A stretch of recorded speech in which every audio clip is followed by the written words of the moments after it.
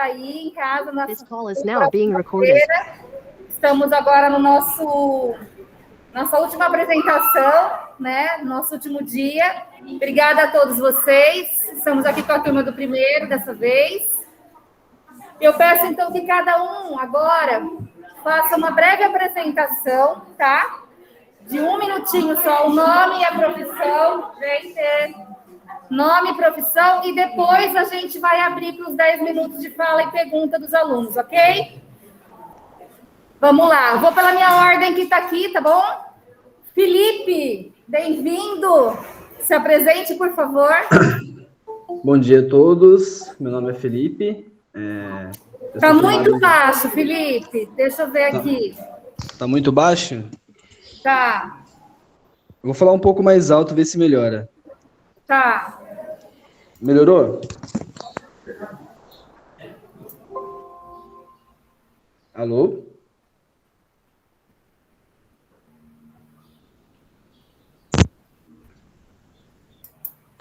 Melhorou assim?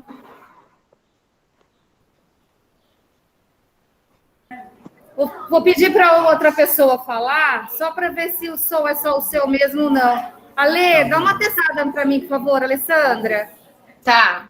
Oi, gente, meu nome é Alessandra e eu sou arquiteta. Eu acho que é aqui mesmo, só um minutinho, pessoal, peraí.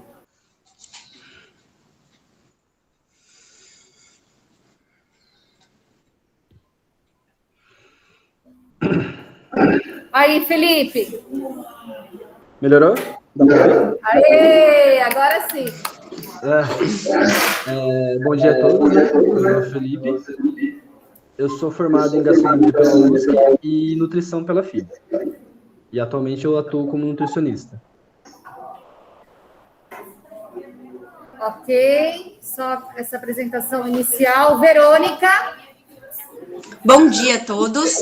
Meu nome é Verônica, eu sou engenheira agrônoma e eu atuo hoje numa empresa de geração de energia elétrica. Alessandra.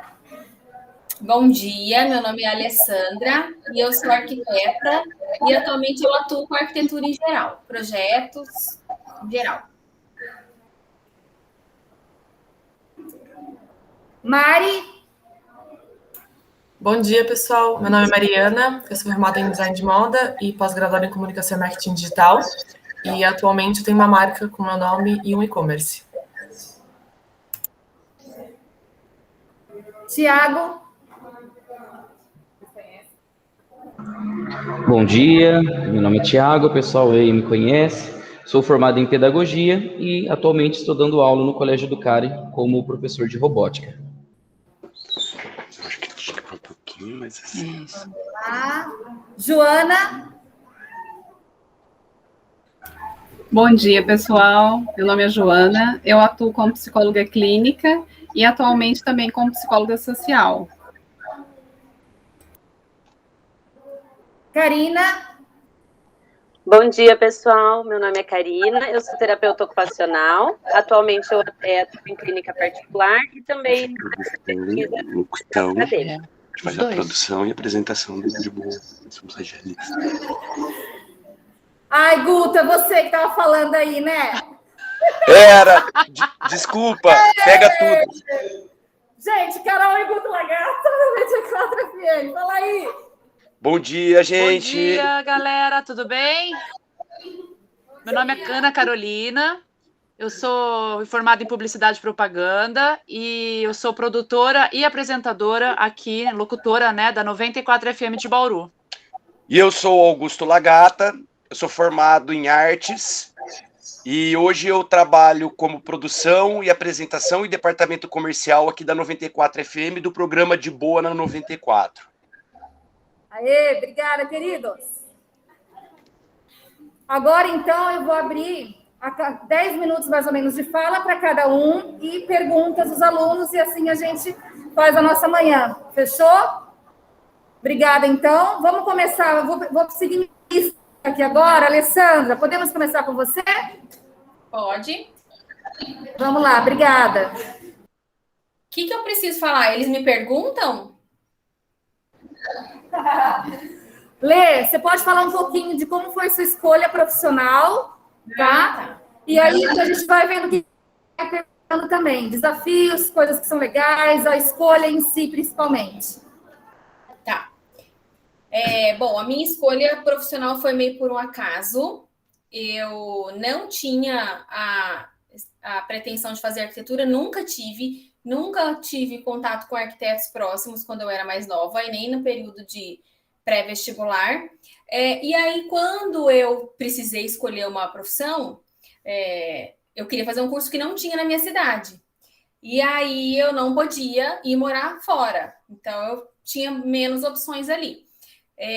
Uma amiga da minha irmã, que fazia arquitetura, que, né, a gente andava sempre muito junto, um dia eu fui na casa dela e ela me mostrou os materiais, me mostrou o que ela fazia, como era o curso.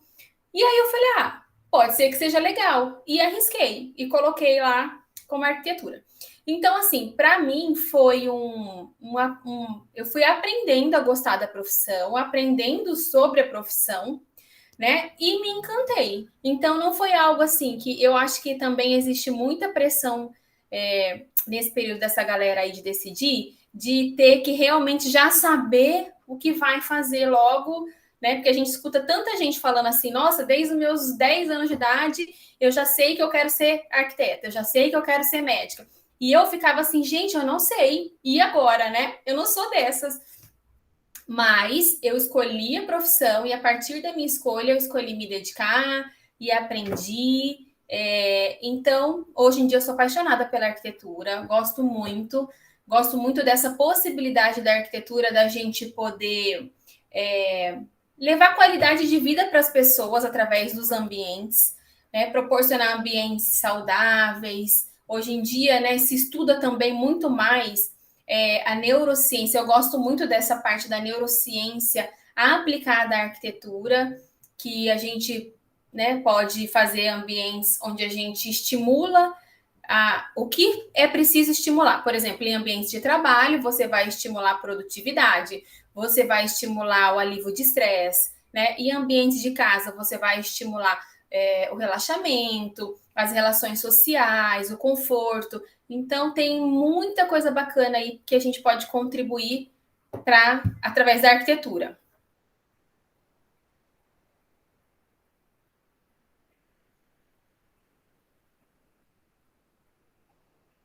Greta, deu para ouvir aí? Deu sim. O pessoal está perguntando sobre as disciplinas da faculdade, como que são? Por incrível que pareça, o que todo mundo acha é que tem muito exatas, né? Muito cálculo. Não tem muito cálculo.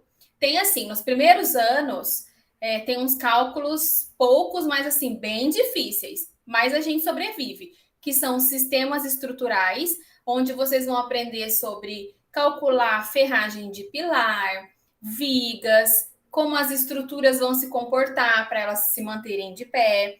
E tem a matemática básica, que a gente já sai meio que do terceiro ano e estuda no primeiro e no segundo ano algo muito parecido. Aquelas coisas de matriz, aquelas coisas, né, mais... nem sei como que é.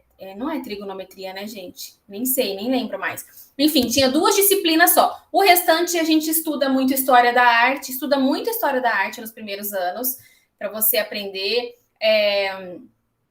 Tem as disciplinas de projeto, específicas para aprender a desenhar, aprender a representar os desenhos arquitetônicos. Tem muita plástica no começo. Então, para quem gosta de desenhar, para quem tem habilidade, já vai ter um pouco mais de facilidade. Eu não tinha essa habilidade, eu tive que desenvolver, mas tudo a gente desenvolve. É só ter força de vontade que você desenvolve.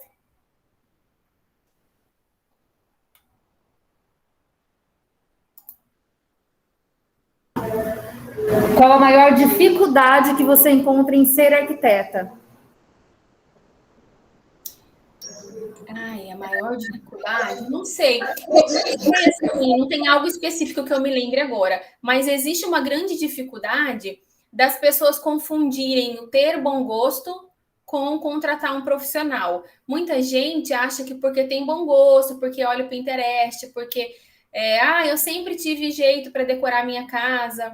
elas acham que isso é arquitetura. E arquitetura não é só isso. Isso daí qualquer um faz. Você pode pegar o Pinterest, você pode pegar o Google, você pode copiar ambientes que vai dar certo. Mas a arquitetura, você tem que saber função de muitas coisas. Você tem que pensar... Por exemplo, eu vou dar um exemplo rápido aqui. Esses dias eu fui atender uma cliente de uma loja que ela estava com uma loja de piscinas. E aí ela estava com problema de sol tal, e estavam aquecendo um pouquinho mais o espaço. E aí eu até falei para ela, eu falei, olha, isso pode ser uma estratégia para você. Se você tiver uma loja que vende piscina, onde todo mundo que vai comprar uma piscina, né, estrutura para piscina precisa que esteja calor, e você tiver uma loja muito geladinha, a pessoa vai chegar aqui e ela não vai ficar tão animada quanto se ela tiver aqui calor, e aquilo o corpo dela também vai pedir. Então vai ser um gatilho mental para que a pessoa possa se incentivar um pouquinho mais a comprar. Então a arquitetura é entender o porquê das coisas também, né?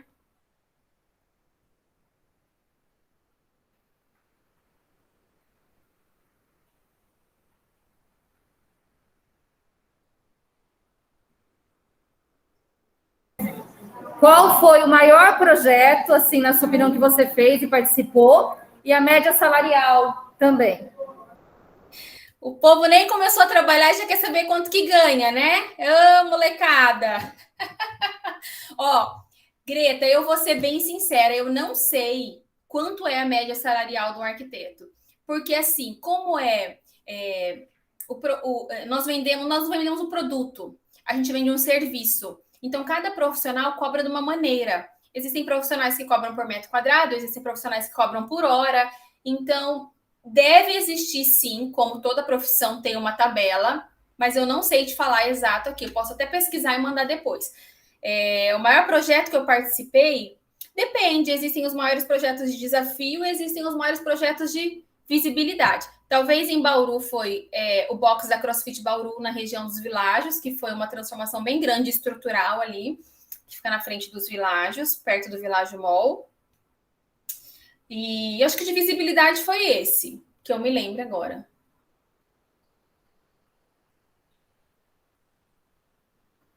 Ó, bem em cima do horário. Peraí, tem uma pergunta aqui. Qual a maior dificuldade durante a sua carreira?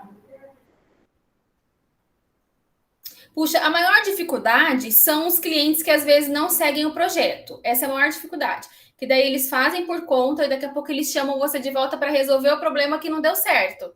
Então, essa é a maior dificuldade. Lidar com pessoas, né, Alessandra? E a arquitetura você lida muito. Você tem que gostar de lidar com pessoas. Beleza, olha lá, eles dão risada porque fica nisso, né? Obrigada, Lê. Valeu. Um beijo. Beijo.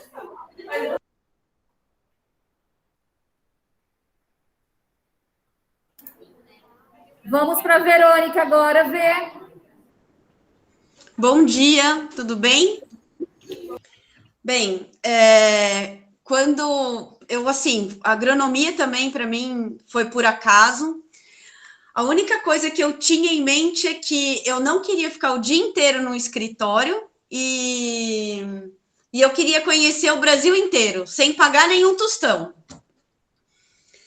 E nisso eu acho que teve acho que a questão da agronomia, ela teve, eu acho que foi influência de certa parte. Eu sou descendente de italianos, de pai e mãe, e os italianos têm essa veia agrícola com terra muito forte. Então, eu comecei a ver meus primos trabalhando no campo, viajando. Eu acho que aí eu comecei, puta, o que é você, né? E aí eu li o que o engenheiro agrônomo fazia e fui. Fiz a universidade e me formei em Taubaté. Hoje eu sou especialista na área de meio ambiente, já que o curso, a profissão, ela te dá várias possibilidades de onde trabalhar. E depois de muito tempo, eu voltei a morar em Bauru. E olha que eu já morei em muito lugar, hein? Saí de Bauru com 14 anos e voltei para Bauru com 44 anos.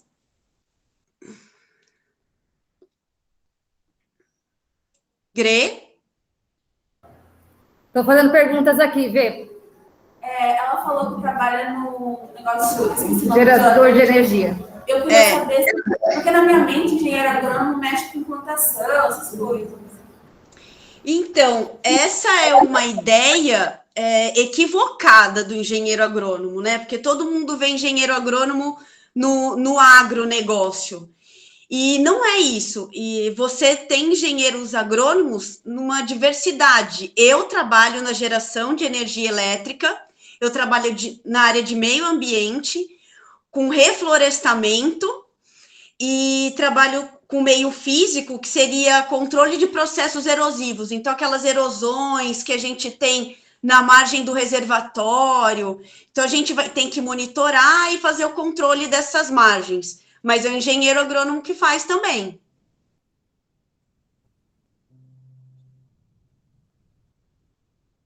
Onde ela trabalha, a energia elétrica faz a pergunta de recurso. Tipo uma hidrelétrica? É hidrelétrica, ela está perguntando. É uma hidrelétrica. Tá? Tem muita matemática. Quais são as disciplinas do curso se tem muita matemática no curso? Olha, gente, como engenheiro, basicamente todas. Mas, não, assim, o curso de engenharia agronômica, ele é um curso bem eclético, né? Nós temos a área de matemática, ou seja, você vai ter topografia, química, tudo tem matemática. Topografia, química, a própria biologia, conforme as reações que você faz. Mas não é nada traumático, não. É bem legal, é até interessante.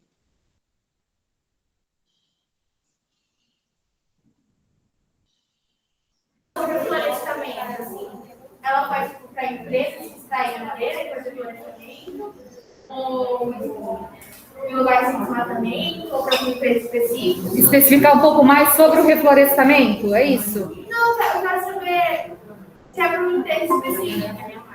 Porque, tipo, tem lugares, né? A empresa, por exemplo, a Faber Castell, tem lá que é escrito que foi reflorestado. Ah, tá. Eu entendi, Greta. Entendeu? Entendi. O reflorestamento que nós fazemos é uma questão de compensações ambientais, né? Quando você tem um empreendimento de grande porte, como é uma hidrelétrica, nós temos que compensar algumas áreas que foram suprimidas ou cortadas árvores, então nós fazemos esse reflorestamento. Nosso reflorestamento são com espécies de árvores, que a gente chama, né, de espécies nativas, específicas da região da onde foi implantado o empreendimento. O reflorestamento que você está falando é quando a gente faz um reflorestamento comercial, né? O reflorestamento comercial são das empresas de papel e celulose, ou mesmo madeira, e aí você trabalha com espécies exóticas, normalmente. Vou dar um exemplo deles, o eucalipto, onde essas plantas, né, elas são clonadas, ou seja, de uma única cadeia de DNA, você produz várias plantinhas iguais, com o mesmo desenvolvimento. Então, por isso que a gente vê as áreas de reflorestamento com eucalipto crescendo tudo igualzinho, tudo junto. Essa é diferente de tipos de reflorestamento. Esse que eu acabei de falar com o eucalipto é comercial, e o que nós fazemos nas empresas de geração de energia elétrica é um reflorestamento compensatório.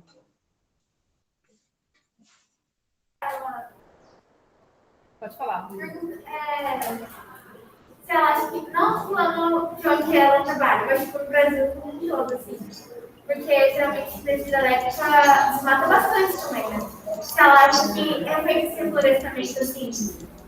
De uma maneira boa, assim. Equilibrada, você fala assim, com relação ao que eles estão, de repente, desmatando, para depois o que vai colocar, se existe ela trabalha. Sim. Entendi.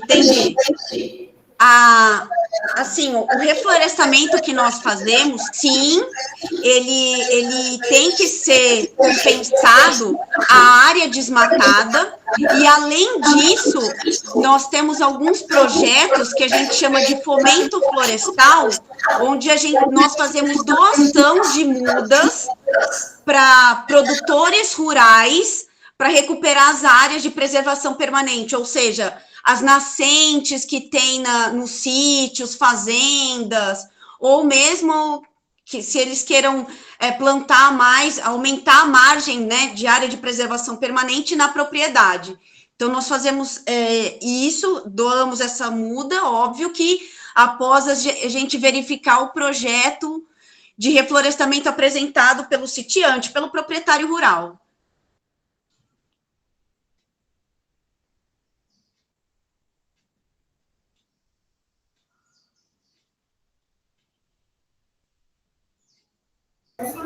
Você falou da sua empresa. As outras empresas também é obrigatório esse tipo de conceito? Isso é realidade no Brasil ou não, Vê? Então, é realidade, porque o que acontece? Quando a gente faz ou implanta, né? Nós vamos fazer grandes empresas onde você tem, dentro da classificação de licenciamento, ele é de grande impacto, alto impacto, que a gente fala, tem que passar por um processo, né, que é dentro de um órgão, ele pode ser ambiental do estado, vamos colocar, do município, do estado, ou mesmo do governo federal, que no caso é o IBAMA, para esse processo, para você começar a ter as liberações para construção. E aí, isso, eles fazem um cálculo, cada empreendimento, né, o quanto eu vou qual é o impacto desse empreendimento, o desmatamento desse empreendimento, isso é feito um cálculo para fazer esse tipo de projeto ambiental. Mas não é só o reflorestamento, tá, gente? Dentro desses, quando você vai falar de empreendimentos de grande impacto ambiental, você tem o reflorestamento, no nosso caso, nós temos o repovoamento com espécies de peixes, né? Além disso, todo um projeto de educação ambiental, onde a companhia leva as escolas para dentro da empresa, e vocês conhecem todo o processo de geração de energia. Isso daí é para qualquer empreendimento, quando você tem um risco controlado, que consiga acesso das pessoas a esses empreendimentos.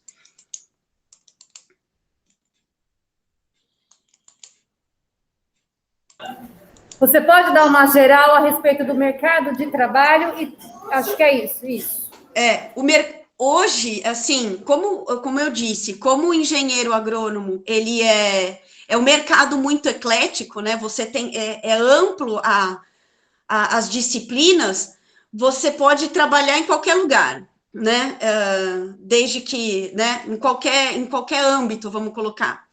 E o trabalho do agrônomo hoje é fundamental, gente. Se a gente for ver o PIB do brasileiro, que é o Produto Interno Bruto, a gente fala de um PIB alto, que é o potencial agrícola do país, do Brasil. Então, você tem trabalho. Mas é aquilo que eu falo, um dos motivos de eu escolher a profissão foi, eu queria conhecer o Brasil sem pagar nenhum tostão. Então, assim, a possibilidade, quando a gente tem o engenheiro agrônomo, não é só no quintal da nossa casa, ou seja, não é só Bauru. Antes de eu chegar em Bauru, hoje, eu trabalhei em vários estados. Então, a princípio, no início, eu trabalhei na capital, em São Paulo, depois eu fui trabalhar no Mato Grosso, depois eu fui trabalhar no Pará, eu fui trabalhar no Paraná. Então, assim, tem esse leque, mas trabalho para engenheiro agrônomo tem. Mais alguma pergunta? Podemos passar para o próximo profissional. Se tiverem no final outras perguntas, se der tempo, a gente retoma com quem já começou. Vê, obrigada, minha querida. Fica por aí. Imagina! Beijo! Agora a gente vai aqui pela minha lista para Mari. Oi, pessoal, todo mundo me ouvindo? Beleza. Meu nome é Mariana, mas todo mundo pode me chamar de Mari. Eu tenho 22 anos, sou formada em moda pela Universidade Sagrado Coração, ainda na época era USP, hoje em dia é Unisagrado, e pós-graduada em Comunicação e Marketing Digital. E, na verdade, minha escolha por moda teve um pouco, sim, de uma pegada familiar. Meu pai, ele trabalhou com moda por muito tempo, teve mais de uma empresa, mas na época que eu estava no colegial, eu tinha uma dúvida entre moda ou relações públicas. Prestei os dois, relações públicas acabou não sendo a minha escolha e fui para moda, e hoje em dia me sinto muito realizada. Tenho uma empresa, atualmente, uma empresa onde eu faço roupas femininas e unissex, tem um propósito voltado realmente para peças mais exclusivas, para peças com muita identidade, onde você possa se comunicar realmente pela sua vestimenta. E sou muito feliz na minha área, muito feliz mesmo, já pude, através dela, ir no São Paulo Fashion Week, Casa de Criadores, então é uma coisa assim que eu sou muito grata por tudo que eu já vivi e estou muito esperançosa aí pelo que está vindo. Vamos lá, perguntas para Mari. Qual é o nome da sua marca, Mari? O meu nome mesmo é Mari Telli, é Mari de Mariana, Telli, T-E-L-L-I.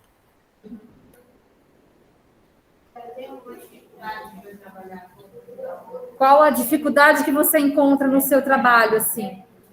Olha, atualmente uma das coisas que eu vejo um pouco, infelizmente, algumas pessoas da minha área não me levam muito a sério em alguns aspectos, acredito que talvez pela minha idade, ou por eu ter entrado no mercado de trabalho um pouco cedo, ainda é um pouco difícil, então, principalmente porque na minha área, assim, eu tenho contato com muitas costureiras, cortadores, e o pessoal está na área há muitos anos.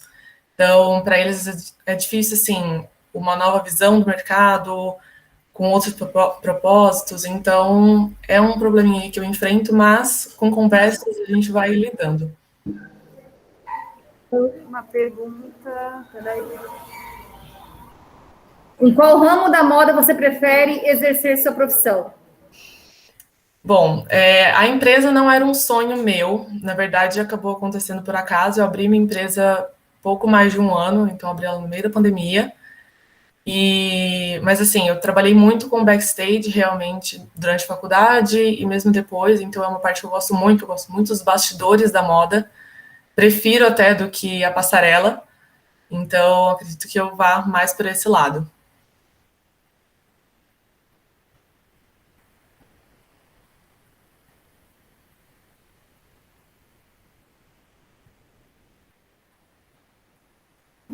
Quais são as disciplinas? Quais são as disciplinas da faculdade? Olha, durante o meu período de faculdade, eu tinha história da moda, eu tinha desenho técnico, eu tinha ergonomia, tinha muito de modelagem, para a gente poder saber realmente como aquela peça vai se adaptar ao corpo. Tinha costura também, mas pelo menos na minha faculdade a grade mudou um pouco, então agora o pessoal tem fotografia, que eu não tive, tem uma parte de imagem estilo diferenciada, então é bem amplo. E são várias áreas de trabalho. Como você demonstra sua arte, tipo, como você sintoniza sua arte, sua essência com a moda? E como que é essa relação sua com isso? E uma outra pergunta também que surgiu aqui é, assim, de todos os projetos que você já fez, qual foi que você mais gostou com relação a isso, né?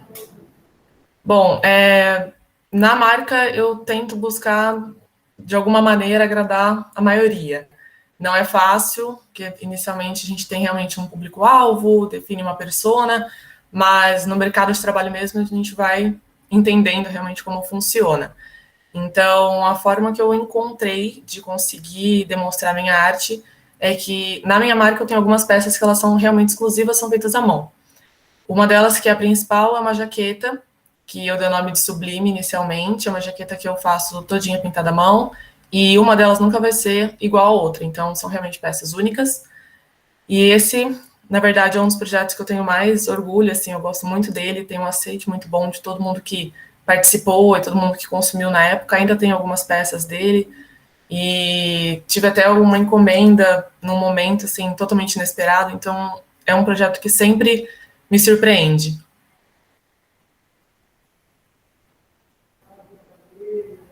Mais alguma pergunta, pessoal? Mais alguma questão? Como é que é empreender, Mari, já que você é uma nova empreendedora? Não é muito fácil, não vou mentir. Tive algumas dificuldades inicialmente, principalmente por dar início durante a pandemia. Então, para mim foi um pouco mais difícil conseguir lidar com isso, de assim, sair de casa ou não sair de casa para conversar com os fornecedores, com o pessoal que trabalha comigo. Então, acabou sendo um pouco mais complicado. Tem que ter muita perseverança, tem que acreditar, e uma coisa que me auxilia muito, que eu sou muito grata, que eu tenho muito apoio, tanto da minha família quanto dos meus amigos. Então, isso faz total diferença. E você tem que acreditar muito em você, saber que é aquilo que você quer, e também uma coisa que eu tenho muito para mim é que se não der certo, eu tentei, sabe? Então, eu acho que vou mais por esse lado. E como surgem as ideias das suas peças mais autênticas? Olha, é muita pesquisa, algumas coisas, não vou mentir, que surge assim na cabeça, principalmente na hora do banho, na hora que eu tô indo dormir, assim, tem sempre um caderninho ali do lado para poder anotar algumas ideias, mas é muita pesquisa tanto de peças atuais quanto da história da moda mesmo, pegar algumas referências de outras épocas. Então, como muita gente fala por aí, é verdade, a moda sempre volta e volta de um outro jeito. Então, algumas peças que a gente usava 10 anos atrás, elas estão voltando, mas com uma outra cara. Então, é reinventar sempre, é pesquisar, é mudar um pouquinho e ir em frente, realmente.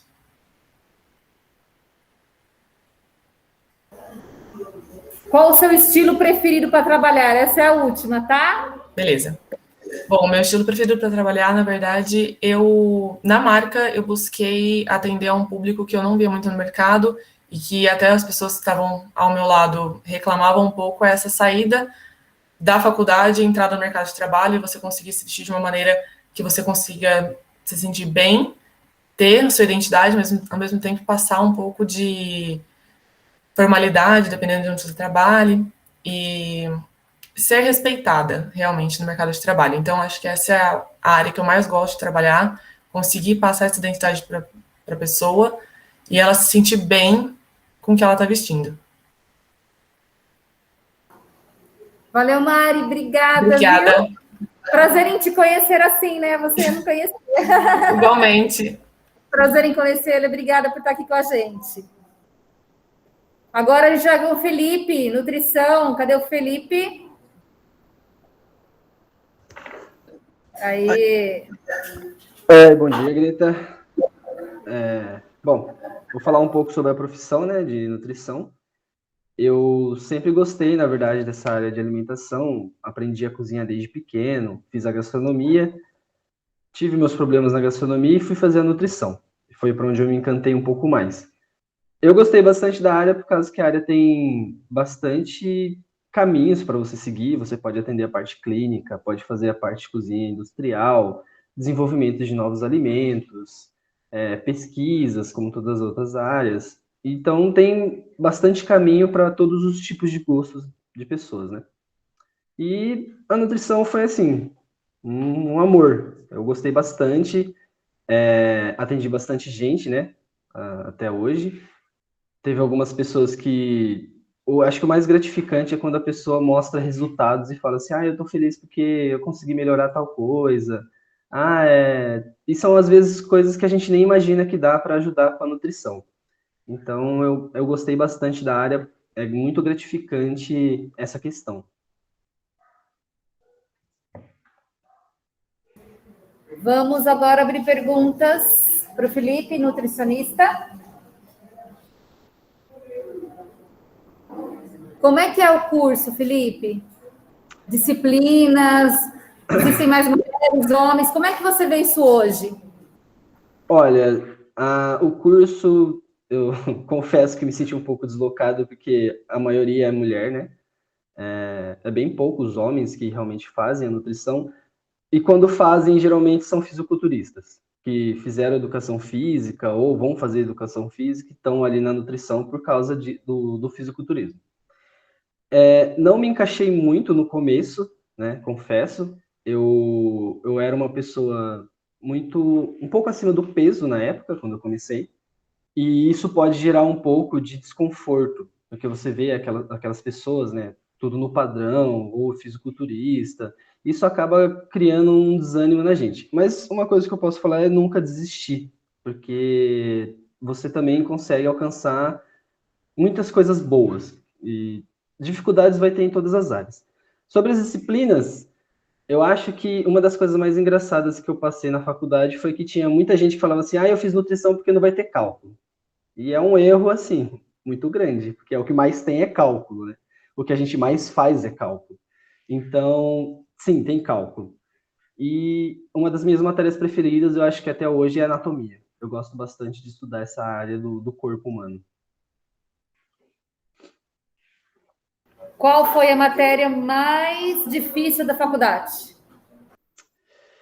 No meu caso, foi administração, que confesso que essa área de administração de cozinha é um pouco mais complicada, porque você vai mexer com salário de funcionário, escala, é uma montagem de cardápio diferente para todos os dias das semanas, que você tem que estar sempre mudando, para o pessoal da empresa para quem você vai trabalhar não enjoe daquele cardápio.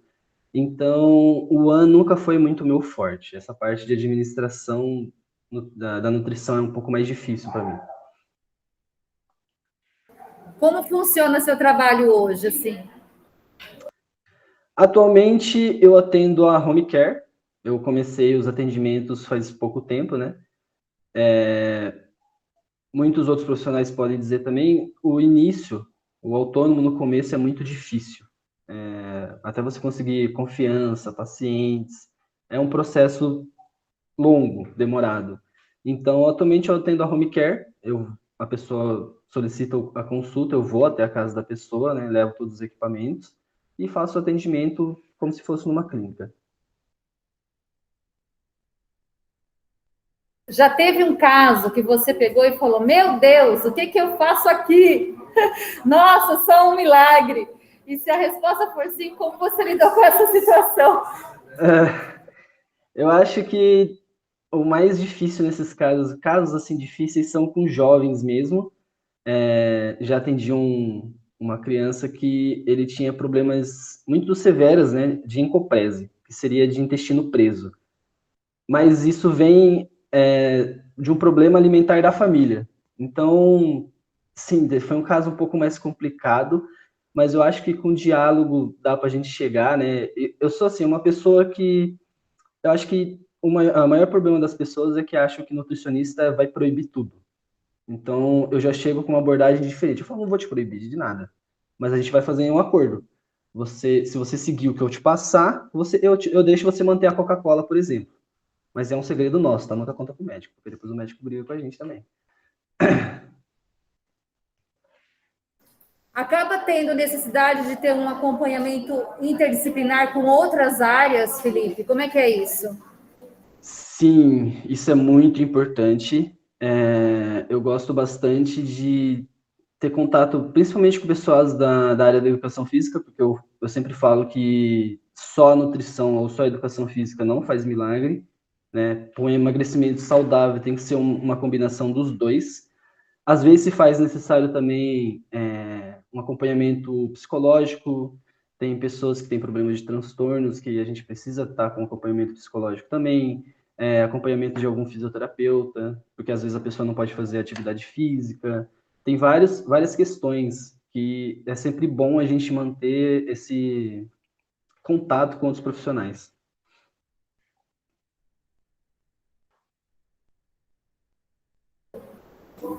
Estão perguntando se a nutricionista faz exatamente o trabalho de readaptação de cardápio, essa coisa mais alimentar mesmo, específico?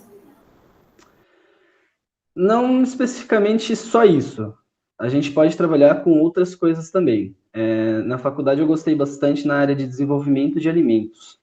Inclusive, meu TCC, meu trabalho final foi sobre isso. Eu desenvolvi um cookie sem gordura e sem ovo. A gente aprende que dá para fazer muitas coisas com outros alimentos. Não necessariamente vai ser sempre só montagens de cardápios, né? Então, como eu falei no início, dá para trabalhar com várias áreas diferentes.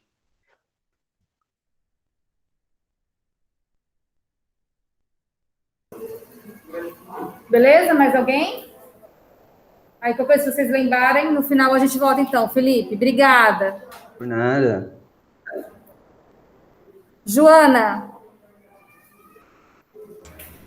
Olá, pessoal, bom dia de novo. Vou falar um pouquinho, como a Greta tinha sugerido, da minha escolha profissional. Como a Alessandra, eu não tive assim essa preparação, né, para a escolha. Então, eu fui fazer o curso, fui ver como seria e depois eu fui aprendendo, né, o que era de fato a psicologia. E assim como as outras áreas, é muito amplo, né? Você chega no curso, você tem muitas possibilidades. Você pode atuar no RH, você pode atuar na psicologia social, na psicologia clínica. E, a princípio, eu gostei muito do RH. Então, eu dediquei uma parte do curso a entender um pouco mais sobre esses processos, como que a psicologia, né, ajudava dentro das empresas. E depois eu tive uma trajetória que eu acho que foi muito interessante, que é um ponto também que eu deixo de dica para vocês, que é os estágios. Eu fui fazer estágio na prefeitura de Belo Horizonte, porque eu formei na PUC Minas, eu não sou daqui de Bauru, e foi uma experiência muito bacana na área de psicologia social, de entender um pouquinho mais sobre essas famílias que vivem em situações de vulnerabilidade. Então, isso trouxe uma dimensão humana para mim entender, né, esses processos, e também profissionalmente mostrou um campo enorme de trabalho, que futuramente eu acabei atuando, né, eu fui técnica do CRAS, lá em Minas, e foi uma experiência muito bacana de trabalhar com grupos, de trabalhar com todo esse processo mesmo de empoderamento, de escutar as pessoas e a gente construir juntos esses projetos de vida, né? Então, foi muito bacana. Nesse momento que eu venho para Bauru, que eu estou aqui há 3 anos, eu já tinha uma trajetória, né? Eu trabalhei numa pesquisa para a Unifesp, com crianças e adolescentes, né? Tentando entender um pouquinho como que era esse processo de saúde mental, como que as crianças se sentiam, né? Então, a gente fazia avaliações. Então, houve essa base clínica, né, que eu vim construindo durante a faculdade, e também nessa pesquisa, que eu acabei vindo para cá, né, e dando continuidade. Eu atendia em Minas, paralelo a esse processo que eu tinha de trabalhar como técnica, e aí eu comecei a trabalhar na área clínica e também em uma OSC, na área social. E fiquei durante esse processo. Em um segundo momento, eu saí dessa OSC e fiquei só na psicologia clínica. Acho que é nesse encontro, né, que a gente acabou se conhecendo, Greta. E é muito bacana, exige bastante estudo, dedicação, mas é uma área também que eu gosto muito. Então, assim, um pouco da minha trajetória. E hoje também é uma novidade, acho que a Greta também não sabe disso, mas eu estou assumindo um cargo no concurso público, como analista de políticas públicas, voltando à psicologia social. Não estava sabendo, Joana. Parabéns. É muito recente. Parabéns. E onde você vai atuar? Então, estou voltando para BH. Vai para Minas? Vou para Minas, mas continue online para vocês. Legal. Parabéns aí pelo novo desafio que acabou de acontecer, né, para você. Obrigada. Muito bom. Quais são os maiores desafios que você sente pela clínica? Eu acho que a clínica, ela te exige um trabalho interno, um trabalho com você. Não tem como você atuar na clínica se você não se voltar para você mesmo, se descobrir, né, ter esse autoconhecimento. Porque o que você vai trabalhar com o cliente, embora, né, cada um tenha uma questão de vida que você vai pesquisar e estudar mais, mas como essa pessoa chega para você e o que você sente nesse encontro é muito importante, né? Então, esse autoconhecimento é fundamental. Você sente o quanto você também precisa sempre estar se colocando, se conhecendo nesse processo todo? Nossa, sempre. Eu acredito que a clínica ela é uma questão assim que melhora. A gente pensa assim, como o Felipe estava falando, né? Quando um cliente, alguém que a gente está atendendo consegue ver esses resultados, é muito bacana. E na clínica a gente consegue ver o resultado do cliente no feedback que ele nos traz, mas a gente consegue ver o resultado em nós mesmos, desse processo de encontro com o outro, né? Porque a gente leva para o cliente o que a gente estuda, né? Esse processo de análise também do que ele traz para a gente, mas a gente recebe muito. Então, esse encontro, ele impacta o cliente e nos impacta também. Então, acho que isso que é, acho que o grande, assim, a grande beleza, né, da psicologia clínica. Oi. A mesma pergunta.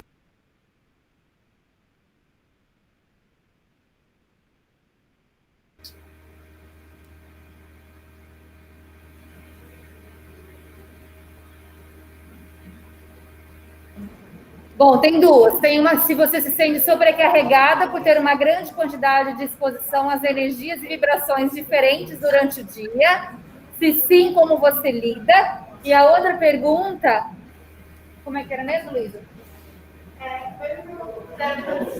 Ah, tá.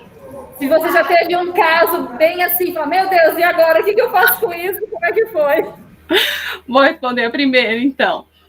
Sim, eu acredito que quando a gente está nesse contato com outra pessoa, e é um contato muito íntimo, né? A gente está num espaço onde o outro confia a gente coisas muito íntimas, e a gente está ali o tempo todo receptivo à escuta, né? Se dedicando para entender o que essa pessoa traz para você e de que forma que você pode ajudar.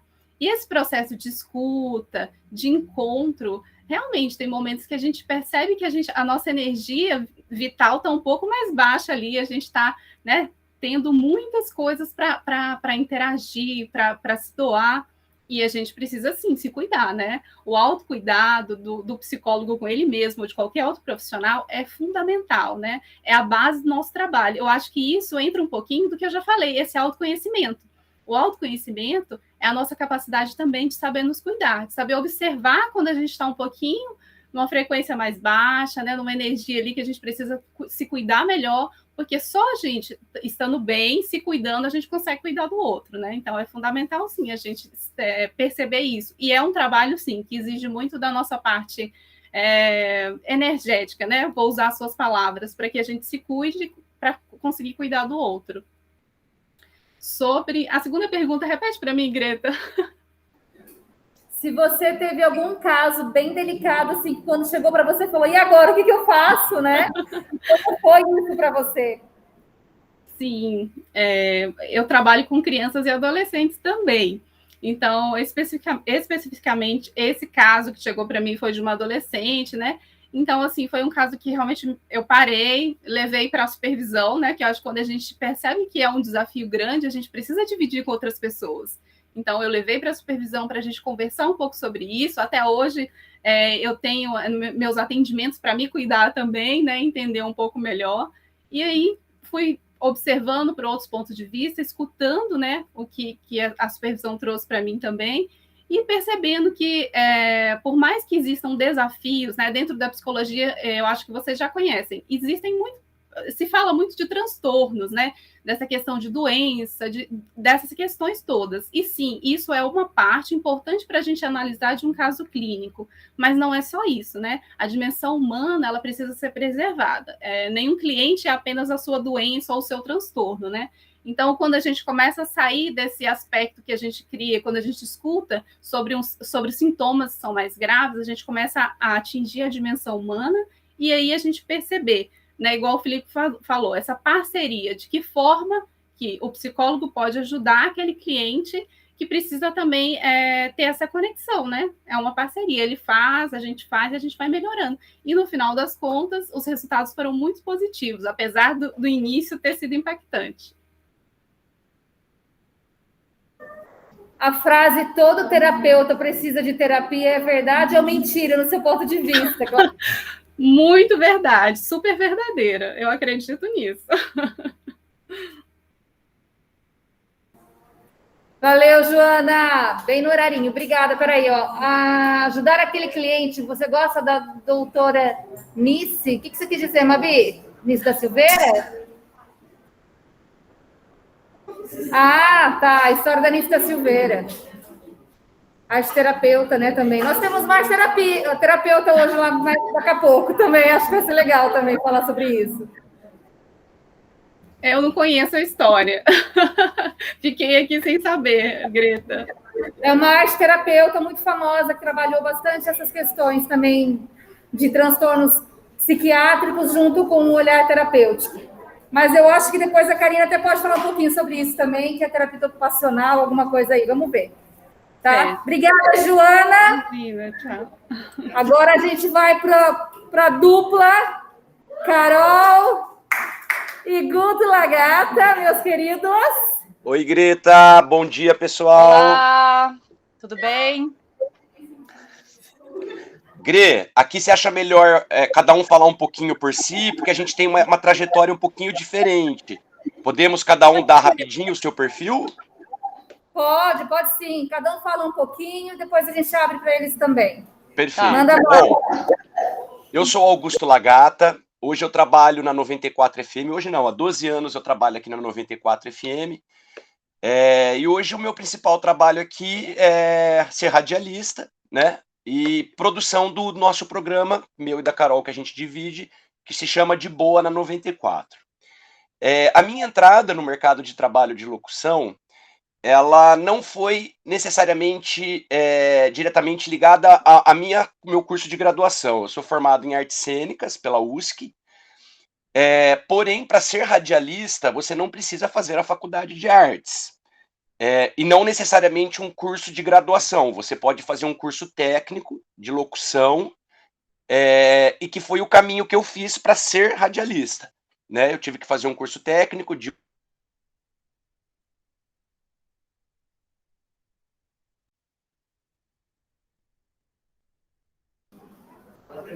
Vocês estão me ouvindo? Vocês travaram?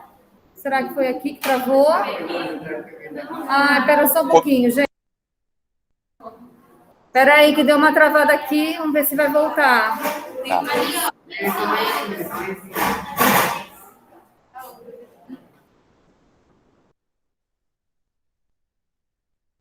Tá ouvindo?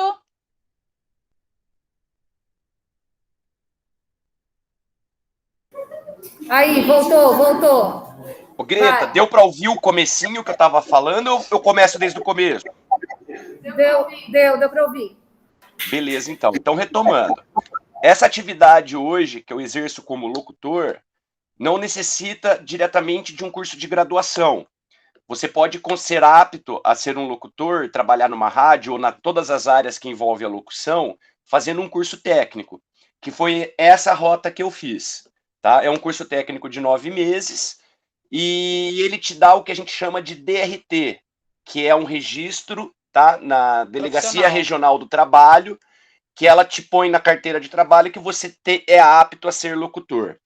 Mas aí eu falo, para você ser locutor, tem essa rota técnica, mas se você também fizer o curso de jornalismo ou de produção audiovisual ou rádio e TV, é o curso de graduação que você também pode ser locutor, te libera para ser locutor, mas não foi meu caso. Eu fiz, então, artes, eu tenho DRT de ator, produtor, diretor de teatro, aí eu consegui essa aptidão para estar apto no mercado fazendo o curso técnico, tá? É muito bom, estamos aí. E agora a Carol, acho que passa um pouquinho a trajetória dela, que é um pouquinho diferente da minha, né, que ela também fez uma outra faculdade, enfim, Carol tá aí. Oi, bom dia, pessoal. A minha trajetória foi um pouco diferente, porque a minha família sempre esteve envolvida, né, em comunicação, meu pai, meus avós, então já vem de família essa escolha, né? Então, desde adolescente, eu já sabia que eu queria trabalhar aqui na 94.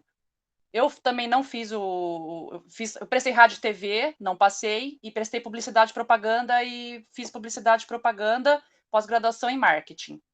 E também aí eu não queria trabalhar em locução, eu vim para a rádio para trabalhar na área comercial. Só que a Dalgisa, na época, fazia um programa com a Alan Carioca aqui que chamava Geração 94. A Dalgisa é uma locutora famosona de Bauru que voou, tá no mercado máximo do Brasil na locução. Começou hoje aqui ela com é a voz gente. feminina da Home and Health, do canal Discovery Home and Health. E ela saiu de férias e pediram para mim, você não pode ficar no lugar dela enquanto isso, não tem ninguém para colocar, e eu fiquei e nunca mais saí. Então, do comercial, que eu queria tanto, eu fui para o artístico e estou no artístico até hoje. Eu faço produção e a locução. E o meu curso só foi um pouco diferente, porque como eu já tinha algum tempo no artístico, eu fiz um curso do Sindicato dos Radialistas e também o DRT por aí, que te dá a condição de locutar, entendeu? A aptidão É a plena, aptidão, assim. o profissionalismo, né? Você se profissionaliza. E é isso, estamos aqui até hoje. Tcharam! Lindos! Eu adoro vocês. Gente, pergunta, vai. Olha lá, todo mundo coraçãozinho aqui. Vai lá. Tem alguma dificuldade? Não sei. Alguma dificuldade de ser locutor? As dificuldades em ser locutor. Ixi! Deu bom, não, tô brincando. Gente, eu acho assim, ó, toda profissão, deixa eu mudar de orelha aqui, que é melhor. Toda profissão é a dor e a delícia de ser o que se é, né? Nada é só flores na vida, né? Nada é só prazeres e alegrias. Mas eu posso falar que, sendo locutor, até os dissabores, para mim, que a profissão pode levar, para mim, é um sabor no quesito aprendizado, né? Porque a gente faz programa ao vivo, então, assim, o que seriam dificuldades para nós? Por exemplo, o nosso programa ele é ao vivo e cada dia da semana ele tem um formato diferente. Então, por exemplo, o que eu estou sentindo? Eu sou uma pessoa um pouco ansiosa por natureza, né? E o nosso programa ele tem momentos que ele não depende só da gente. A gente recebe convidados, pessoas que vêm participar e integrar o programa do dia. Então, talvez o que eu sofro muito, assim, é a ansiedade do resultado do seu trabalho não depender só de você. Então, assim, chega uma hora que eu produzo tudo, fico esperando o convidado chegar, aí chega o dia, chega a hora e a gente fica, e se ele não vier? E se der algum problema? Pode acontecer, é um ser humano, é um profissional, né? E, por exemplo, assim, se um convidado não aparece na hora marcada, e o nosso programa é ao vivo, ele tem que entrar. E aí? A gente tem que improvisar. Então, aí que eu falo que até os dissabores transforma num sabor porque a gente está aprendendo, a gente está improvisando, né? E isso é rádio, isso é comunicação ao vivo, né? Então, assim, para mim só tem sabores, tá? Eu não vejo nenhum lado negativo, não, porque eu sei surfar e tiro do limão, eu faço a limonada. Para mim, eu acho que é uma coisa também que, às vezes, você, como o Augusto disse, todos somos seres humanos, né? Então, tem um dia que você não acorda legal. Às vezes, aconteceu alguma coisa ruim com você, teve um mal-entendido com alguém da família, e você tem que estar feliz no ar. Você tem que passar felicidade, alegria, e não é todo dia que você está bem. Mas isso também, da porta do estúdio para dentro, você é uma outra pessoa. Você tem que esquecer o que está acontecendo lá fora e focar no que você está fazendo. E uma outra coisa também que para mim é complicado, para o Augusto também, é o horário.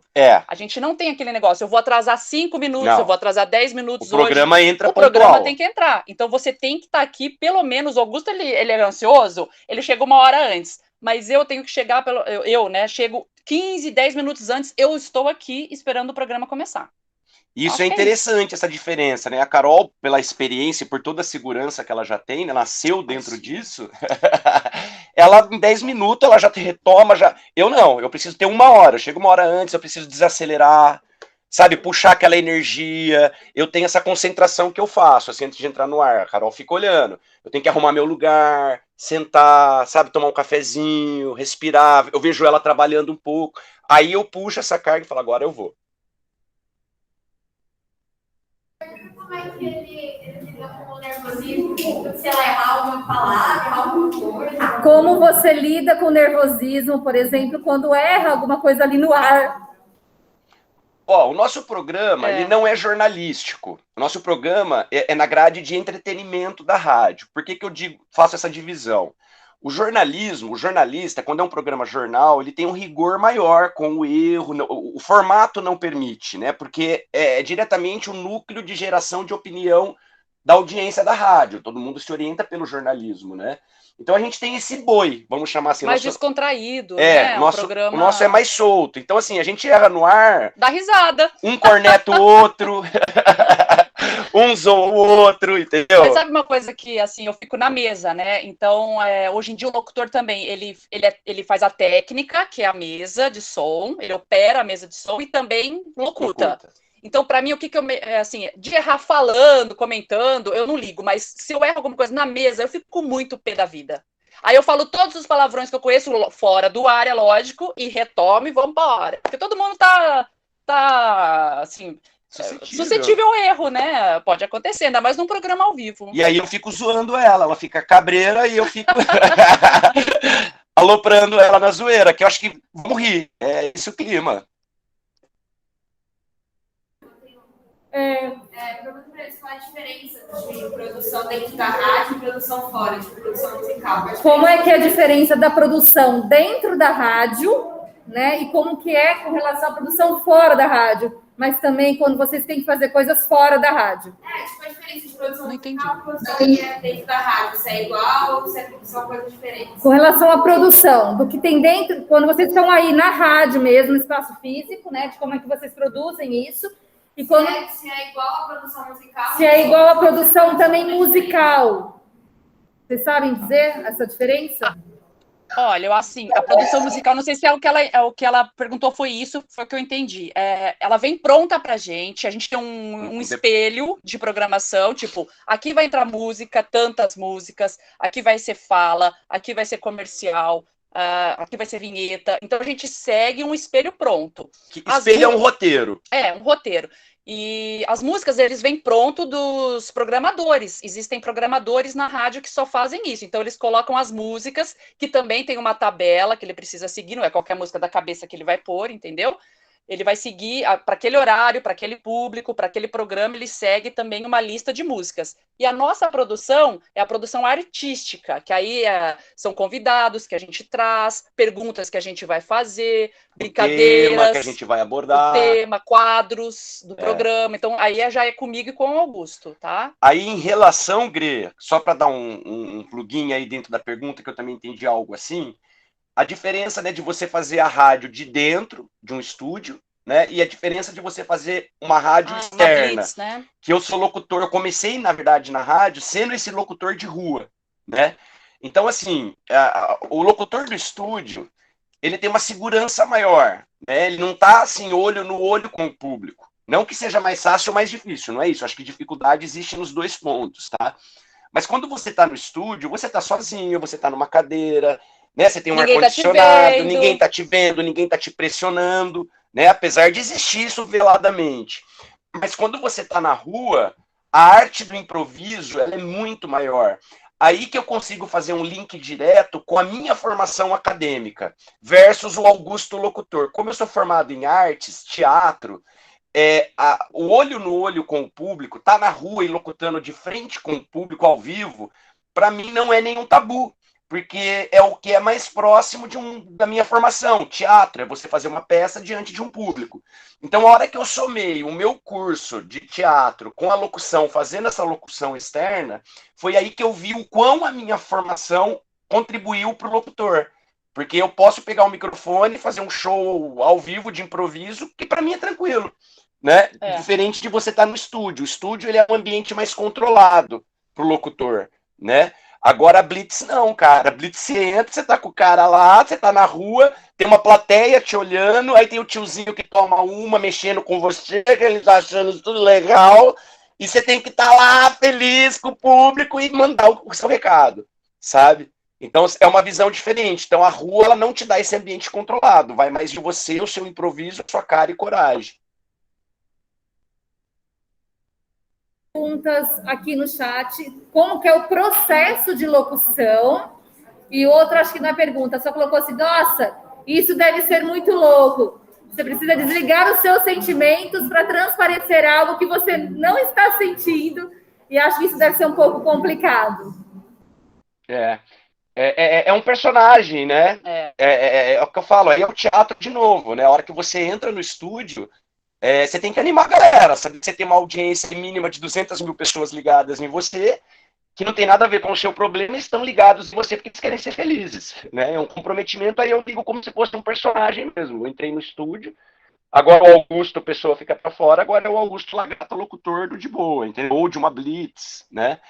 Eu não entendi a primeira pergunta. Assim, eu acho que eu entendi a pergunta, o processo de locução. Assim, o processo de locução... eu acho que é na prática. A gente aprende bastante coisa no curso, na faculdade, como fazer, tem as laudas, então já é uma coisa mais técnica. Agora, eu acho que o processo mesmo é o dia a dia. Você vai pegando o jeito de falar, o seu jeito de falar. Eu faço a produção, eu faço também os comerciais, né? A gente grava comercial. Então tem o locutor que também faz comerciais. O Augusto faz blitz muito bem. Então você vai vendo o seu estilo, né? O seu próprio estilo de locução. aqui eu vou fazer desse jeito, aqui, né? Você vai encontrando o seu caminho, o seu perfil, né? Cada um tem o seu. Eu tinha essa facilidade do teatro, de falar no público, a gente percebia que os locutores, quando saem do estúdio, ele trava um pouquinho mais. Mas é claro, ele não é ator, ele é locutor. É que eu tenho essa pegada de ser ator e locutor. Então eu via que eu me destacava nisso, a rádio percebeu, né? Que dava certo. Então, assim, trabalhando. Então vamos jogar o Augusto mais para as externas, que ele tem mais desenvoltura. E nos textos comerciais, o que eu fazia? Eu sou meio exigente, então eu fico ouvindo até eu falar, agora tá bom. Mas assim, eu levava para minha casa. Eu levava o texto para minha casa e ficava treinando em casa, entendeu? Tipo, ou falava com o gravador ou não, para depois eu ouvir o que eu tô falando, mas é horrível ouvir a nossa própria voz, né? Eu não Vocês gosto. gostam de ouvir a própria voz de vocês? Eu odeio me ouvir, não gosto. Eu sou muito crítico com o meu trabalho, sabe? É isso. Treino.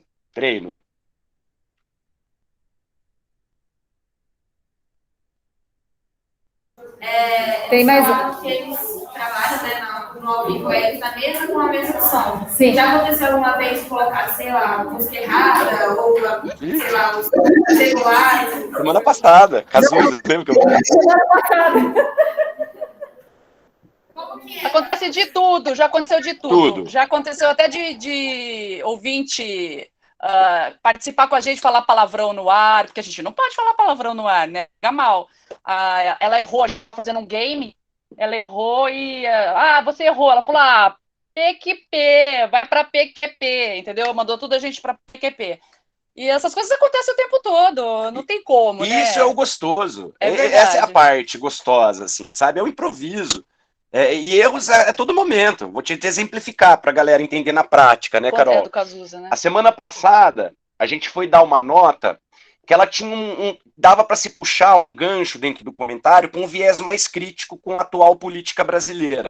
Mas a gente não pode partidarizar. É uma política da 94, dessa polarização a gente não tem lado, a gente tem o ouvinte, né? Mas aí uma nota que a gente leu, um comentário, uma notícia que a gente estava comentando, debatendo, ela tinha um teor político, né?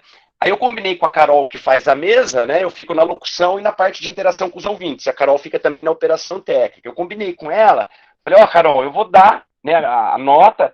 Como a gente não pode ter um posicionamento direto, eu vou deixar o meu posicionamento meio velado, eu quero que você solte aquela música Brasil. No final da minha nota. Da nota dele. Aí você põe, eu vou chamar e falar, e para entender minha opinião sobre essa nota, tá esse som. Aí era para ela soltar aquela música. Não me convidaram para essa festa pobre. Aí, de repente, antes dela me chamar, eu escuto a música tocando no meu fone. Eu falei, eita, não era agora. Eu coloquei bem antes, entendeu? Eu fiquei ansiosa, me deu ansiedade, já coloquei a música. Aí ela derrubou o que eu tinha planejado, todo o meu gancho em 5 minutos. Mas aí a gente entra, eu dei a nota, tá? E no final eu falei, aquela música que tocou agora, antes da nota, era pra ser depois. Então, assim, agora vocês liam e fiz piada, entendeu? Mas aí as pessoas entenderam, mas acontece. Essa semana, por exemplo, a gente tem um quadro que a gente precisa de 2 linhas telefônicas dentro do estúdio, que são 2 ouvintes simultaneamente com a gente no ar. A gente chegou na hora de ligar para o ouvinte, a gente descobriu que tinha uma linha telefônica só funcionando, a outra quebrou, parou do nada. Acho que deu um temporal aqui e acho que ele deu algum pau, e a gente ficou com uma só. Aí a gente teve que chamar uma pessoa da produção, que faz produções de outras coisas, pra ajudar a gente. Para ajudar a gente, ficar ligando cada hora para um ouvinte. Então, assim, são fatos que fogem do nosso controle, sabe? É técnico, é problema técnico. Esquece o microfone aberto e fica falando besteira. Acontece de tudo.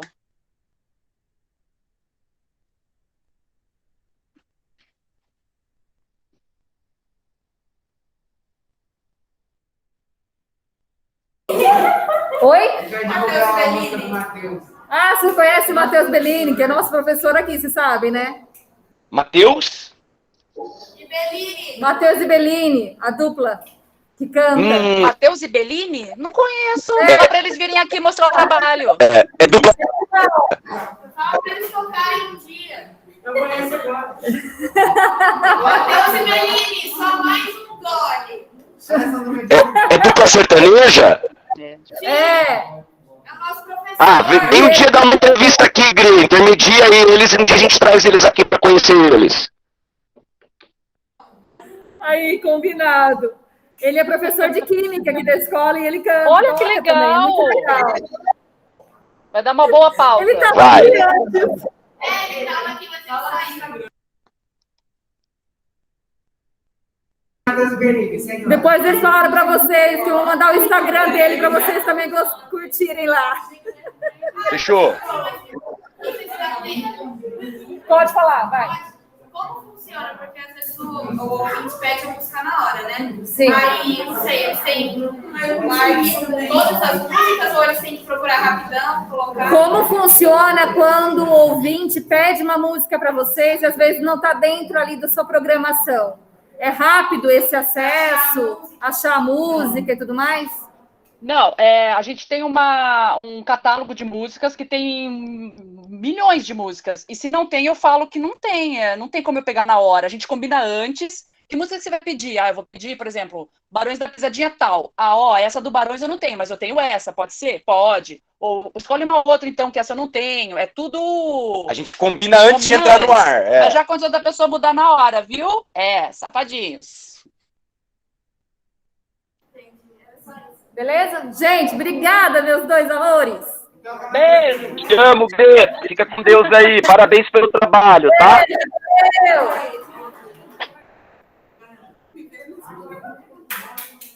Ai, que legal. Agora a gente vai para Karina Lopes. Karina, querida, linda. Olá. Tudo bem? Pessoal, então eu vou começar um pouquinho falando rapidinho sobre o que é a terapia ocupacional, porque é a pergunta que eu mais escuto desde que eu comecei a graduação. Tem bastante pessoas que já conhecem, mas tem bastante pessoas também que sempre perguntam assim, mas o que é a terapia ocupacional? Ou o que a TO faz? Então eu vou dar um resuminho breve. Peraí, só que eu vou encostar a porta, que meu cachorro resolveu latir exatamente agora. Então, assim, a terapia ocupacional é uma profissão da área da saúde, né, das ciências biológicas, porém tem uma atuação bastante forte também no campo social, né, então às vezes ela fica ali pertinho mais das ciências humanas também, e o nosso objeto de estudo é a ocupação humana, o fazer humano, né, e por isso terapia ocupacional. Então, quando a gente recebe um paciente, um cliente, é pensando mesmo nesse tratamento do fazer, das ocupações. Então, assim como tem, né, o tratamento do nosso psicológico com a psicoterapia, o tratamento físico com a fisioterapia, a terapia ocupacional é mesmo um tratamento aí das ocupações. E por isso a gente consegue abranger a nossa área de atuação desde os recém-nascidos, né, desde bebezinhos lá numa UTI, por exemplo, até ao longo da vida, todas as faixas etárias, até idosos aí depois com as questões do envelhecimento, das patologias, né, das demências. Então, é uma área muito ampla no sentido de público, né? A minha escolha foi mesmo por trabalhar com pessoas, né? Enquanto a gente teve aí vários perfis diferentes, tem pessoas que não gostam tanto desse contato com pessoas, a minha escolha foi no contato com as pessoas, e eu tinha muito a ideia de trabalhar, assim, quando eu era adolescente, meu pensamento era assim, eu quero ajudar pessoas, né? Eu sei que todas as profissões aí, cada uma ajuda de uma forma, né? Cada uma com o seu papel, mas a minha ideia era isso, eu quero fazer alguma coisa que eu me sinta ajudando pessoas. E aí fui lá nas revistinhas, procurar um pouco sobre várias coisas, gostava da psicologia, e aí eu vi a terapia ocupacional. Então, na hora que eu fui prestar os vestibulares e tal, eu fiquei meio na dúvida entre psicologia e TO, e acabei indo para TO por uma questão também da proximidade com a minha cidade, eu era de Botucatu, vim fazer a faculdade aqui em Bauru, na época na USC, né, que hoje é o Unisagrado, tive uma bolsa de estudos pelo ProUni, então isso também contribuiu muito na minha formação, né, foi um dos motivos pelos quais eu também fui para TO, e assim, me encantei. Né, eu achava que quando eu entrei, por conta de eu ter pegado também por causa da bolsa, eu falava assim, qualquer coisa se eu não me assemelhar com o curso agora, eu faço um outro depois, mas daí foi uma paixão, assim, que nunca mais eu quis largar. É uma coisa que eu faço mesmo, assim, com muito amor e com muita dedicação. Aí, em relação à minha atuação, né, hoje eu trabalho com crianças, então eu trabalho na parte de neurologia infantil.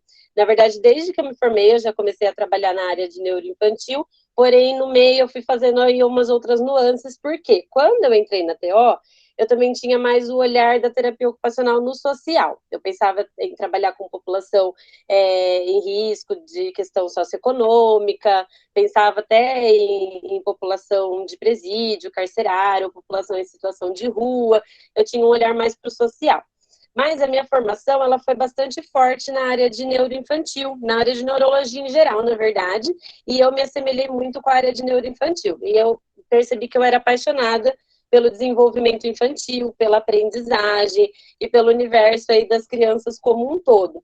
E aí foi quando, já na faculdade, eu comecei a fazer uns estágios, né, na parte com escola, com crianças com deficiência física, com questões de transtornos de desenvolvimento, e fiquei apaixonada. E aí, desde 2012, eu trabalho, desde que eu me formei, eu comecei a trabalhar com crianças, então eu trabalhei em 2 clínicas particulares que eram de outras TOs. Eu trabalhei na Sorri Bauru, né, que é uma instituição de reabilitação bem grande aqui de Bauru, não sei se vocês conhecem, trabalhei lá por 6 anos. Hoje eu atuo numa clínica onde é parceria mesmo, né, então no caso é a minha sala que eu montei, então eu tenho um trabalho mais autônomo. Trabalho em equipe junto com o fonoaudiólogo, psicólogo, né, foi assim que eu acabei conhecendo a Greta, através do nosso grupo aí, né, do qual ela convida os profissionais para a clínica social, e eu basicamente atuo com a abordagem de integração sensorial hoje, que é a minha maior paixão. Porém, nesse meio tempo, eu também atuei em 2 outros serviços que foram mais voltados, assim, para essa parte um pouco mais social.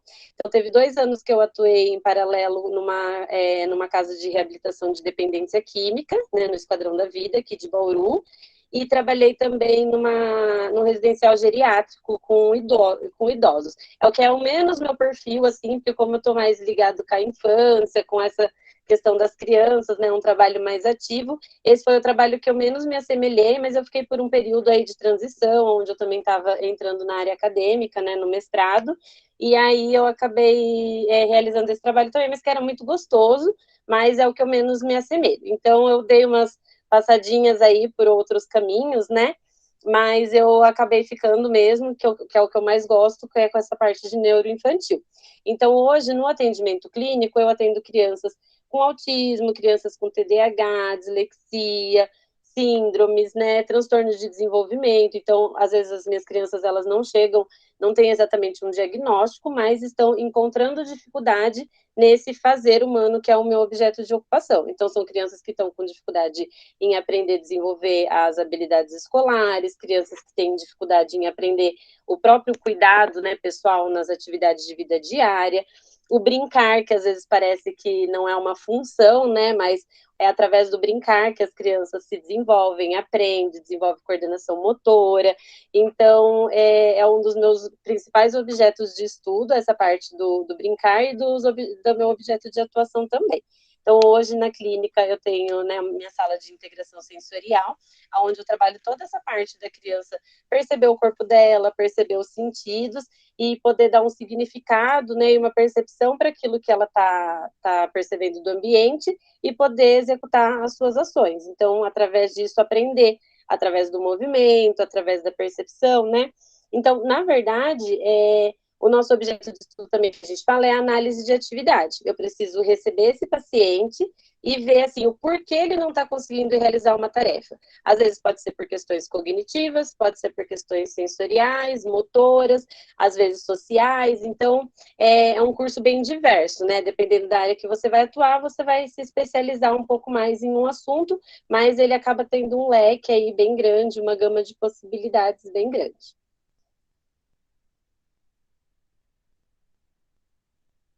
Não sei se é totalmente da área dela, mas eu queria perguntar se ela acha que o sistema profissional do nosso país, não só isso, mas se ela acha que o sistema profissional do nosso país leva em consideração o emocional das crianças. Tá. Karina, Oi? Ela está perguntando assim, não sabe se é da sua área, mas interessante, depois a gente tem a pedagogia, que a gente pode até linkar aí, né? A Mavi falou que você não tem defeitos, apenas isso. ela perguntou assim, se você acha que a questão do ensino, a educação no Brasil, acaba tendo um olhar mais ampliado para essas questões também emocionais e sociais dos alunos, no caso, às vezes até de clientes, né, que alunos também com relação a essa inserção. Sim, olha, eu acho que é bacana, porque assim, além da terapia ocupacional, logo que eu me formei, eu quis fazer a especialização em psicopedagogia, e essa era uma das minhas principais questões. Por quê? No meio tempo da minha formação, eu atuei com crianças que estudavam em escolas particulares, atuei com crianças que estudavam em escolas públicas, né? Meu principal foco sempre foi o serviço público, o SUS, então a gente consegue perceber essas nuances das oportunidades dentro das camadas, né, sociais. O trabalho da TO, ele acaba entrando nessas questões também, porque, como eu falei, a gente precisa trabalhar com a análise da atividade e ver exatamente o que pode estar influenciando, né, para aquela criança não aprender ou para aquela pessoa não conseguir fazer suas atividades, né, do cotidiano. E no caso aí da parte emocional e social, lógico que a gente trabalha muito em equipe, como eu falei, né, com a psicologia. Geralmente, o paciente que vai na TO, dependendo, né, do caso, se ele tem um transtorno de desenvolvimento, ou mesmo uma deficiência física ou sensorial, ele acaba passando por toda a equipe, né? Ele faz TO, ele faz psicólogo, muitas vezes pedagoga ou psicopedagoga, mas são questões que, assim, você tem que conhecer o paciente como um todo, porque muitas vezes eu não vou poder, por exemplo, sugerir um tratamento que aquela dinâmica familiar e que o ambiente social onde ele está inserido não permita que ele tenha acesso, né?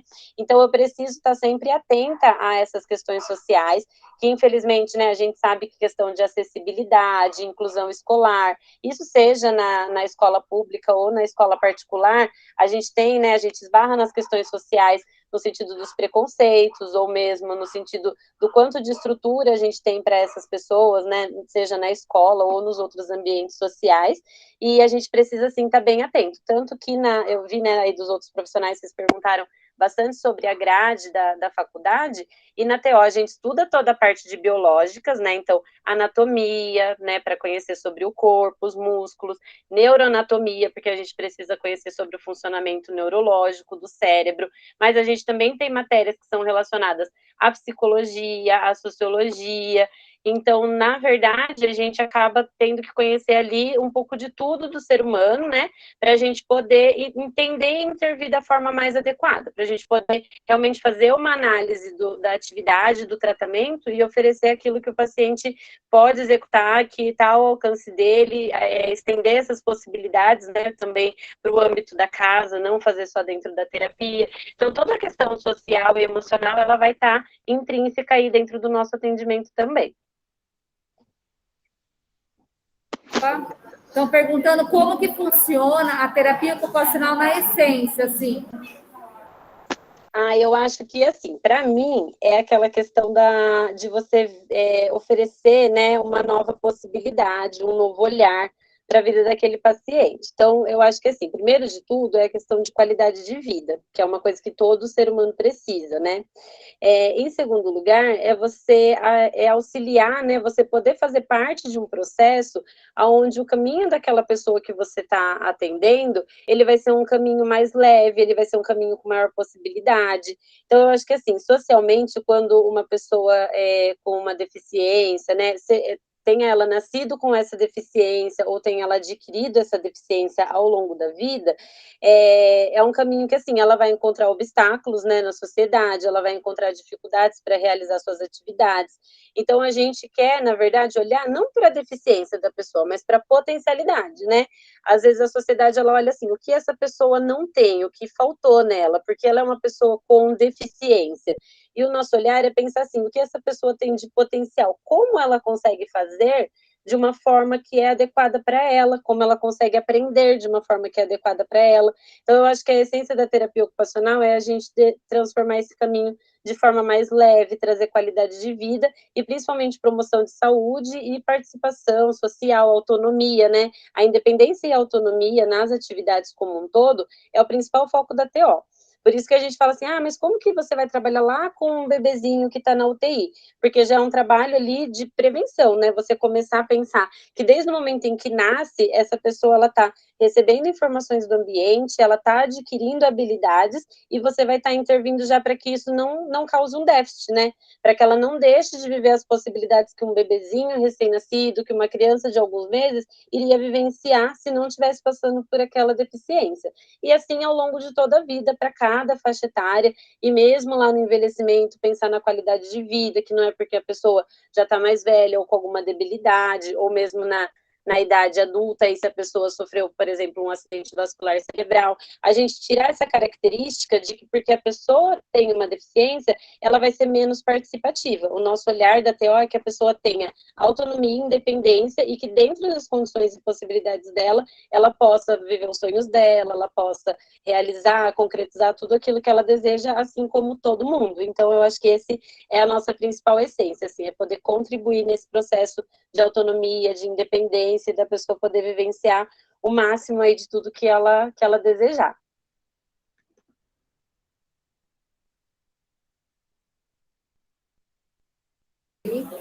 Última pergunta, que a gente ainda tem mais um convidado para participar. Então, qual a diferença entre o psicólogo clínico para um terapeuta ocupacional? Olha, é bastante diferença, tudo depende também da área que você vai estar atuando. No caso, quando você pensa na atuação do TO mais social, né, eu fiquei super feliz que citaram a Nízia e eu sou apaixonada pela história dela. E assim, eu tive um pouco mais dessa atuação mais próximo do emocional e do social quando eu atuei na parte de reabilitação de dependência química. Porém, dentro da faculdade, eu fiz estágio no CAPES, fiz estágio em outros projetos, né, no Arte Convive em Botucatu, que eram mais voltados para a saúde emocional. Porém, tem muita diferença porque é um objeto de estudo diferente, né? O psicólogo tem aí toda a prática científica dele nas emoções, na psique, e o TO, ele vai estar pensando mesmo no cotidiano, no fazer. Então, assim, a partir desse momento que eu tenho essa questão emocional, essa saúde mental envolvida, como eu vou executar as minhas atividades do dia a dia? Então, é como se a TO fosse mesmo mais para a prática, né? A gente vai ter que adaptar algumas atividades, como você consegue se expressar a partir disso. Vocês citaram aí a parte da arte-terapia, a parte artística, né? Então, é que, na verdade, a gente tem esse estudo, como foram os estudos da Nise, de que o fazer, quando você faz algo, né? Você sente essa sua valorização. Então, muitas vezes as pessoas acabam falando assim, eu gosto de pintar e isso é uma terapia para mim. Na verdade, a terapia ela é feita a partir do momento em que você tem um terapeuta. Dentro do fazer humano, a gente tem a nossa área de lazer, e que é necessário dentro do fazer humano.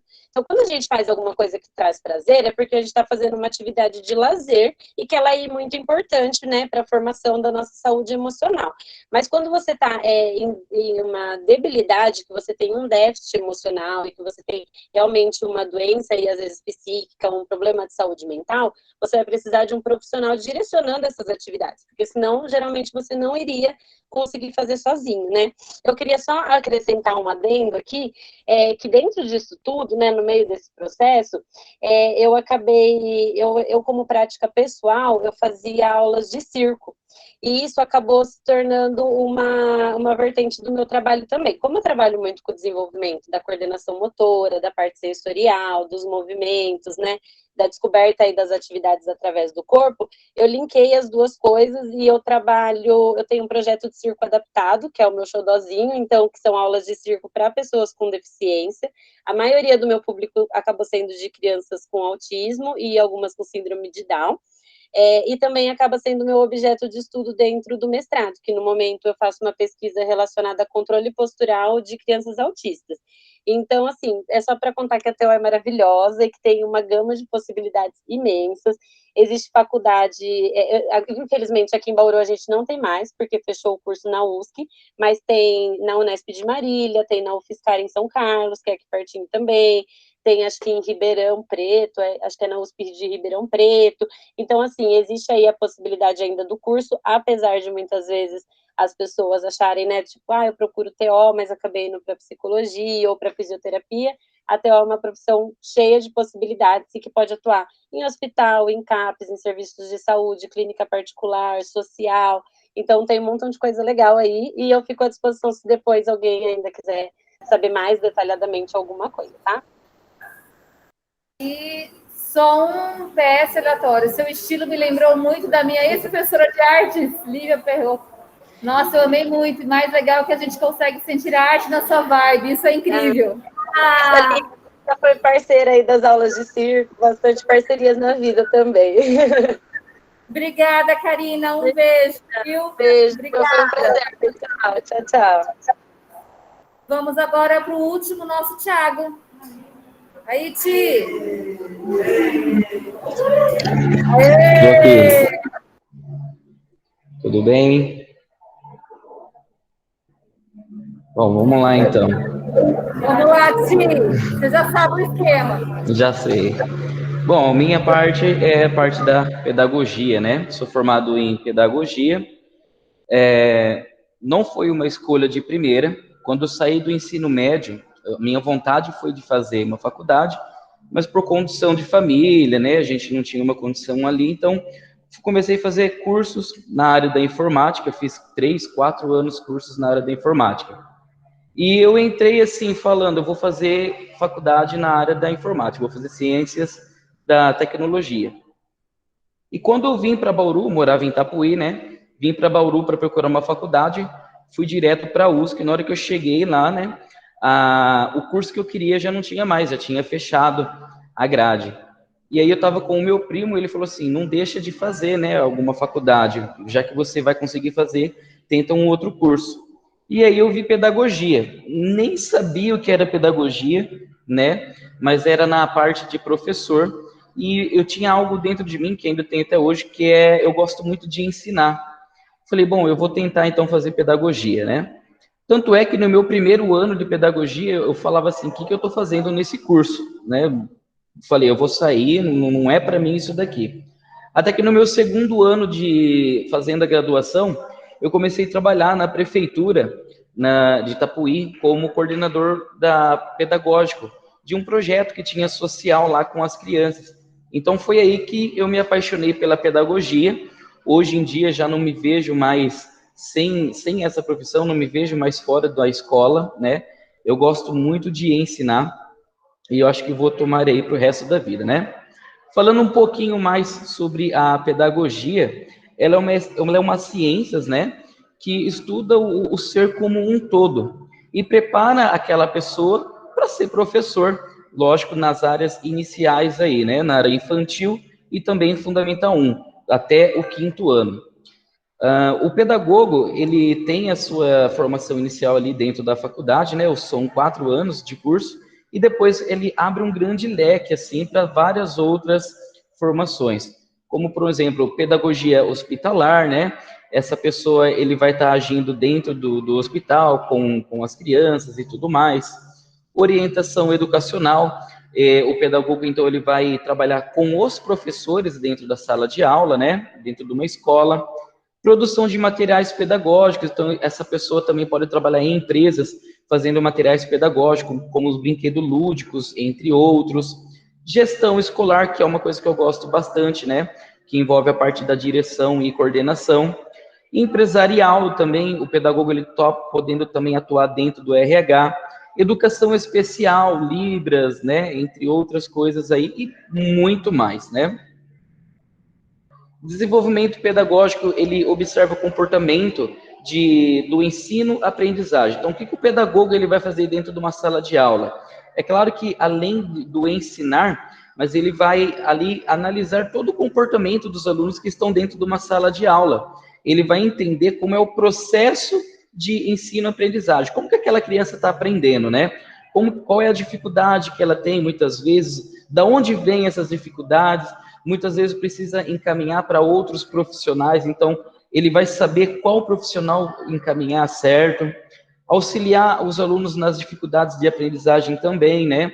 O respeito do aluno como um todo. A gente sabe muito bem que um aluno, ele tem capacidade de aprender diferente do outro, então a gente respeita isso, entende e compreende isso daí. A escola e a comunidade, né? Não só dentro da escola, mas a comunidade como um todo. E para tudo isso, temos um auxílio de grandes teóricos dentro da pedagogia, né?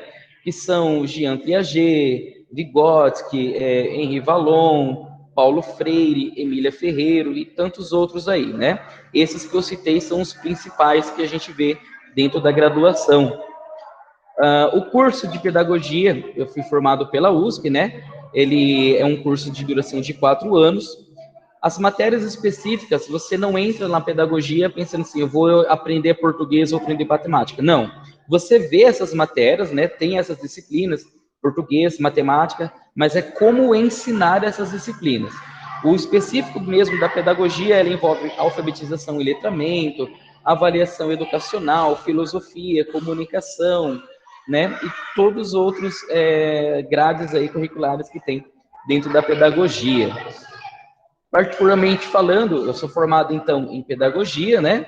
Tenho vários cursos técnicos dentro da área da informática. Fiz também geografia, mas na hora que eu cheguei no último ano, eu parei. E agora eu estou também no 3º ano de ciências biológicas. Então, tudo dentro da educação. Então, agora a minha formação é somente dentro da área da educação. E é isso, Greta. Opa, alguém quer fazer a pergunta para o Thiago, gente? Queria saber qual é a diferença de letras e pedagogia. Qual a diferença de letras e pedagogia, Thiago? Letras, a pessoa que for fazer o curso de letras, ela vai sair formada para dar aula de português e é para o ensino fundamental 2 e médio. Tem essa diferença, né? Junto com letras, ela também faz um curso de linguagens que ela pode escolher entre inglês e espanhol. Então, a pessoa sai lá como professora de português, específico na aula na linguagem inglesa ou espanhola, né? Dá aula para Fundamental 2 e ensino médio. O pedagogo já não, ele aborda todos os temas, não específico em português, por isso que ele somente dá aula para o infantil e Fundamental 1.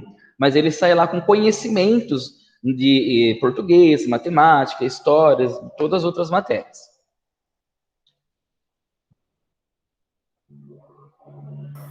Ti, chegamos no nosso horário.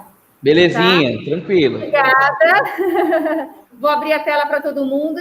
Muitos já saíram porque tinham compromisso, o pessoal da rádio tinha que gravar agora, então algumas pessoas já saíram.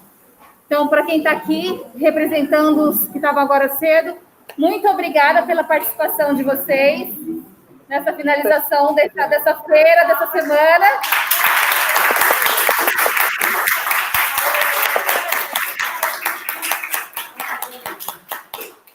Muito obrigada, um abraço carinhoso para todo mundo. Um abraço, foi um prazer. Um agradecimento à nossa...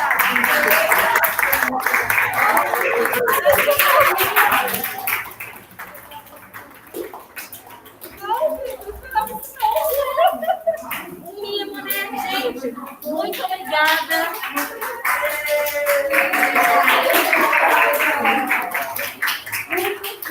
Essa eu não esperava.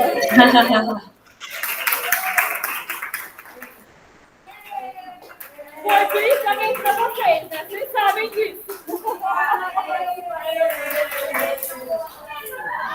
Obrigada, gente. Tá, obrigada. Eu tô chorando desde cedo já, né? Que eu fui me despedindo aí.